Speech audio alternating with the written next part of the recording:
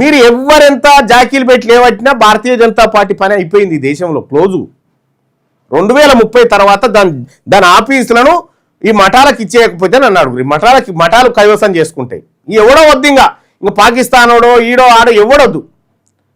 వీళ్ళే ఇంకా నేను ఒక ఏ పార్టీ అయినదో చూసిన, వీళ్ళు లేస్తే హిందూ ముస్లిం అని చెప్పి వీళ్ళు పంచాయతీ పెడతా ఉంటారు కదా. ఆయన ఒక మాట చెప్పి నేను చెప్పి బహిరంగ సభల, అరే మీరు భారతీయ జనతా పార్టీ నాయకులు, మీకు హిందూకు సంబంధమే లేదు, మీరు వేరు మా హిందుత్వం వేరు అని చెప్పుకుంటూ ఆయన ఏమన్నాడంటే, నీకు నిజంగా ముసల్మాన్ మీద కోపం ఉంటే ముస్లిం దేశాల నుంచి వచ్చే గ్యాస్ సిలిండర్ మీద వండితే మేము తినమని మీరు అడుగురు రాబోయ్ అంటాడు.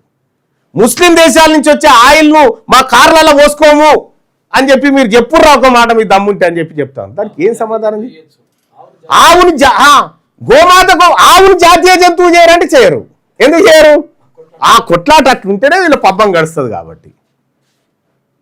ఈ రకంగా భారతీయ జనతా పార్టీ దేశాన్ని సర్వనాశనం చేసి కూర్చుంది.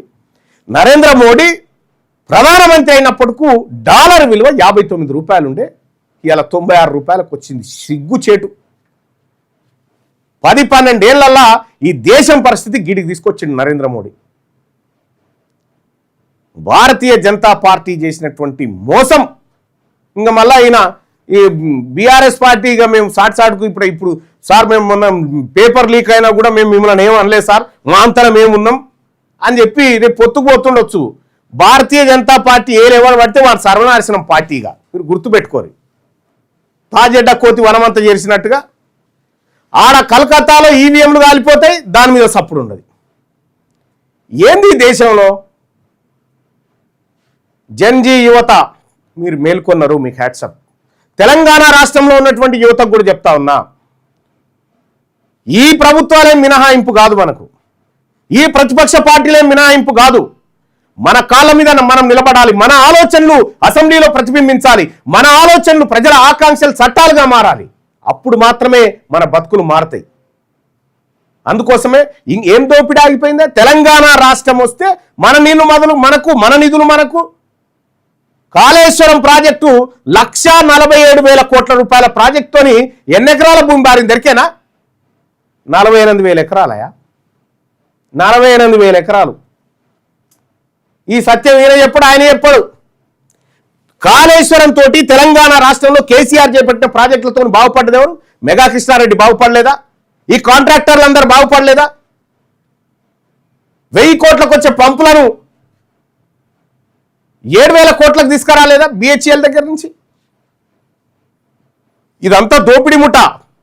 ప్రజలారా, తెలంగాణ రాష్ట్రం నిజంగా బిచ్చమెత్తుకునే పరిస్థితిలో ఏమీ లేదు, కానీ బిచ్చమెత్తుకునే పరిస్థితికి వీళ్ళు తీసుకొచ్చినారు. ఇప్పటికైనా మన తెలంగాణను కాపాడుకుందాం. ఇప్పటికైనా తెలంగాణ రాష్ట్రాన్ని కాపాడుకుందాం. ఇప్పుడు భారతీయ జనతా పార్టీ పని అయిపోతుందిగా, ఇక మెల్లగా ఉన్న రెడ్లు వెలవ ఇళ్ళకి దుంకుతారు. ఇక ఇంకో పార్టీలకు ఏది పవర్లోకి వస్తుంటే దాంట్లోకి దుంకుతారు. ఇది అయిపోగానే ఇంకో దాంట్లోకి దుంకుతారు. ఇది అయిపోగానే ఇంకో దాంట్లోకి దుంకుతారు. వీళ్ళు దుంకుడే, ఇక వీళ్ళ పని అంతా దుంకుడే. నేను అందుకోసమే ఒకళ్ళు ఈ లీడర్లు ఎట్లా పార్టీలు మారుతారు అనేది కూడా ఇంకా మన వర్గాల వాళ్ళు ఆలోచిస్తూ ఉంటారు. అయ్యో మేము ఇన్నేళ్ల నుంచి ఇన్నే ఉంటిమి, అన్నేళ్ల నుంచి ఇన్నే ఉంటిమి, మా పరిస్థితి ఏందో అని చెప్పి బాధపడతా ఉంటారు. మీరు ఏం బాధపడాల్సిన పని లేదు. ఆడెవడు శుద్ధపూసలేడు, ఆ పార్టీలల్లో ఎవడేం పత్తిత్తులేడు. మొత్తం పార్టీలు మారిన వాళ్ళే తెలంగాణ రాజ్యాధికార పార్టీ .in లో ఇది నేను పెట్టడం జరిగింది. ఎవడెవడు ఎన్ని పార్టీలు మారిండు, ఎన్ని పార్టీలు మారి మళ్ళీ ఇళ్ళకి వచ్చి నేను సీనియర్ కాంగ్రెస్ నాయకుడిని ఉంటాడు. ఆయన మొన్ననే వచ్చి ఆ పార్టీలకి వీళ్ళకైనా అడ్డుపోయి ఆయన అంటాడు,